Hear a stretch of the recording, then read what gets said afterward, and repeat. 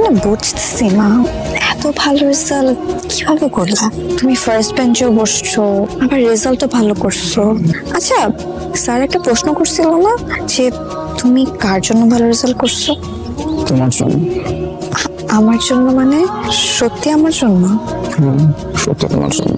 কিন্তু তুমি আমার ওসব কথার জন্য রেজাল্ট ভালো করে ফেললা? কিন্তু কিভাবে?